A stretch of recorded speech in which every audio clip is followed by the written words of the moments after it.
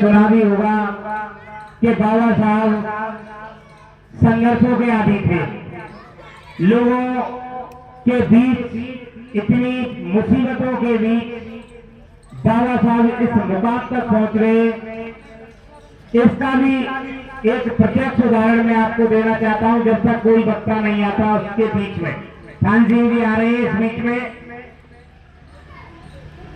बाबा साहब ने जब 26 जनवरी 1950 को भारत का संविधान बना करके संसद भवन में ले जा रहे थे, ये विशेष रूप से उन लोगों के लिए है, हमारे समाज के उन लोगों के लिए है जो ये कह देते हैं कि बाबा साहब ने हमारे लिए क्या ही किया है।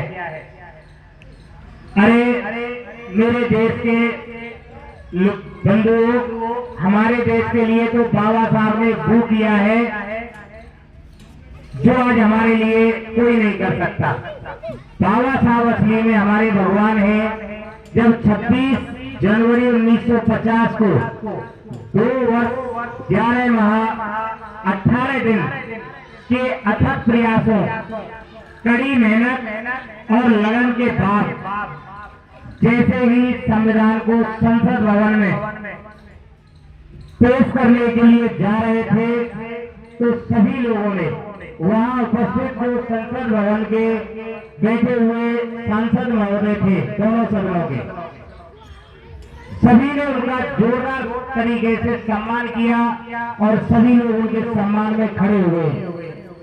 जैसे ही संविधान को पेश करके वापस संसद भवन के गेट पर लौटे थे, तो गेट पर विराजमान एक महान शख्सियत जिसका नाम आचार्य कृपाली था, उन्होंने पूछा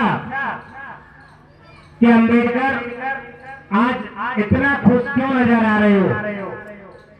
तो बाबा साहब ने कहा, कृपाली जी, मैं आज वास्तव में बहुत खुश हूं, क्योंकि मैंने आज वो काम किया है कि आज तक मतलब 26 जनवरी 1950 से पहले आज तक राजा रानी की कोख से पैदा होते थे, लेकिन आज मैंने रानी की कोख में प्रदूषण पैदा कर दिया है। आज राजा रानी की कोख से नहीं, बल्कि ईवीएम और बैलेट पेपर से हुआ करेंगे। ऐसे थे बाबा भीमराव। उन्होंने हमारे देश के, फिर हमारे लोग कहते हैं कि हमारे लिए बाबा साहब ने क्या किया है। अरे भाइयों, जो कुछ भी किया है वो हमारे लिए बाबा साहब ने किया है।